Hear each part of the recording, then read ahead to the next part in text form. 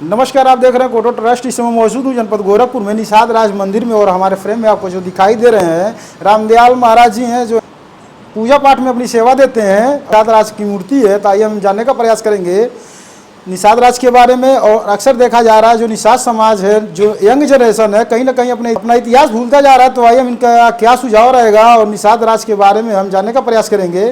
Sir, कोटो trust में स्वागत है। सर, आज आपका मंदिर पर आप लोग आए हैं, आपके चैनल के माध्यम पर आप लोग का स्वागत और अभिनंदन है। भगवान महाराज निषाद राज आपको आशीर्वाद प्रदान करें ताकि आपका चैनल इस देश के शिखर पर पहुंचे, मैं यही कामना करता हूं। सर, ये मंदिर कब स्थापित हुआ? ये मंदिर 1986 में स्थापित हुआ था। क्या इस मंदिर का इतिहास है? इस मंदिर का इतिहास ये है कि 1986 में इस समय सिंचाई मंत्री थे हमारे समाज के, जो है सीताराम निषाद जी, जो इस समय अभी हाल विगत दिनों में फैजाबाद के थे। कुछ दिन पहले उनका निधन हुआ है। उन्हीं के कर कमलों के द्वारा ये मंदिर उस समय 1986 में स्थापित हुआ था। और उस समय यह इलाका एकदम निषादों से भरा हुआ था, जहाँ सामंतवादी नहीं थे। उस समय सीताराम जी की सोच थी कि जब निषाद राज की मूर्ति होगी तो लोग इतिहास जानेंगे, अपने समाज के अपने भगवान को पहचानेंगे और समाज विकास होगा। सर, निषाद राज का इतिहास क्या? निषाद राज का इतिहास आपको रामायण काल से मिलता है। जिस रामायण काल में भगवान महाराज निषाद राज और उनके बाल सखा प्रभु श्री राम हैं। प्रभु श्री राम और बाल सखा होने के नाते नाते दोनों लोग एक साथ शिक्षा दीक्षा ग्रहण किए, बढ़े हुए। पंचमी में निषाद राज का जन्म हुआ और नवमी के दिन, चैत्र राम नवमी के दिन प्रभु श्री राम का जन्म हुआ। 5 दिन निषाद राज से बड़े, निषाद राज 5 दिन श्री राम से बड़े थे। सर, निषाद राज जयंती डिफरेंट डेट पे मनाया जा रहा है। इसीलिए जैसे कैलेंडर के अनुसार अखिलेश के सरकार के द्वारा छुट्टी घोषित हुई, वो उस समय जो पंचमी 5 अप्रैल को थी, और उन्होंने कोई इस विशेष थोड़ी सी त्रुटि हुई, ध्यान नहीं दिया कि जिस दिन रामनवमी होगी उसी दिन राम की छुट्टी होती है। तो जिस दिन पंचमी होगी उस दिन भगवान महाराज निषाद राज की छुट्टी होगी। छुट्टी तो इस समय कैंसिल कर दी सरकार ने, और इस तुष्टिकरण के नीति के तहत, और इसीलिए 2 डेटों में बट गया है। और इस सरकार को संज्ञान में लेना चाहिए और उसको एक करके जो है उस त्रुटि को दूर करना चाहिए। सर, निषाद समाज अक्सर देखा जा रहा है आज के दौर में अपना इतिहास भूलता जा रहा है, तो सर इस पर क्या कहेंगे?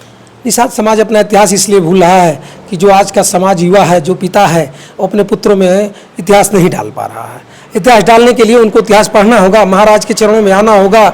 भगवान महाराज निषाद राज उनको सद्बुद्धि प्रदान करे, उनको सद्ज्ञान प्राप्त करे।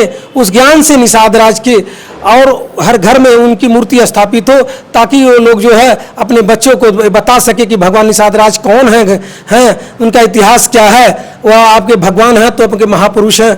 इलाहाबाद में के 35 किलोमीटर की दूरी पर आज भी निषाद राज का किला है, गंगा के तट पर है। वह किला आज भी ढह रहा है। सरकार आज उस किले पर भगवान महाराज निषाद राज और श्री राम की गले मिलती हुई मूर्ति लगवाई है। सुंदर पार्क बने हैं, वह जो है नाव से पार कराते हुए घाटों का भी है। तो ये इतिहास वहाँ दर्शा रहा। संता का आश्रम है, जो दशरथ की एक लड़की संता थी, जो श्रृंगी राज से ब्याही गई थी, और जो यज्ञ करने के बाद जो श्री राम यज्ञ हुआ था, तो आज भी वहाँ संता का मंदिर है। तो निषाद राज का भव्य मंदिर बन रहा है। तो सर, जो पर्यटन स्थल सिंगवेरपुर में घोषित किया गया है, सरकार को उसे अपग्रेड करने के लिए क्या पहल करनी चाहिए? सरकार की पॉलिसी तो इस समय अच्छी है उस पार्क के लिए, क्योंकि मूर्ति की स्थापना, तमाम वहाँ चीज़ों का स्थापना जो समाज में दिखाई नहीं दे रहा था, वो चीज़ें उजागर करने का कार्य सरकार कर रही है। उसका सराहनीय कार्य है। मगर उस कार्य से, सराहनीय इतने कार्य से हमारा काम नहीं चल सकता। हमारे समाज को ये सरकार आरक्षण दे दे, तो हमारे समाज को ये आरक्षण दे दे, क्योंकि इन पे कर्ज है, भीख नहीं निषाद मान रहा। इस सरकार पर कर्ज है। मुख्यमंत्री ने वादा किया था हम लोग के साथ, कसम खाए थे कि इस खून खानदान की आज़ादी की लड़ाई है, मैं सदन से लेकर संसद तक लड़ूंगा। मगर जब इस मुख्यमंत्री के देने के वादा है तो वादा खिलाफी कर रहे हैं। असली सूर्यवंशी ठाकुर हैं, तो कहा जाता है कि पर जाए प्राण जाए पर वचन न जाए, तो उनको वचन निभाना चाहिए। निषादों का आरक्षण दे करके अपने वचन धर्म का पालन करना चाहिए। सर, निषाद राज के वंशज और महाराजा श्री राम के वंशज में क्या अंतर है? हाँ, ये आपने बहुत बढ़िया क्वेश्चन किया। श्री राम के वंशज आज हवाई जहाज से चल रहे हैं, अमेरिका में हैं, विदेशों से लेकर के राजमहलों में हैं। निषाद राज का वंशज जंगलों में है, आज बस से बदतर स्थिति हो गई। यही अंतर है, वो नाव चला रहा था, वह देश चला रहे हैं। जिस दिन आप देश चलाएंगे तभी आपका बच्चा आपका अमेरिका और जर्मनी में होगा, तभी विकास होगा। तो सर, आपकी दृष्टि से उनको क्या सुझाव देना चाहेंगे, जो निषाद समाज जो दबा कुचला है, तो उनको क्या सुझाव देंगे? अपने बच्चों को पढ़ाएं, आधी रोटी कम खा लें, अपने बच्चे को डॉक्टर बनाएं, इंजीनियर बनाएं, आईएएस बनाएं, पीसीएस बनाएं, नेता बनाएं।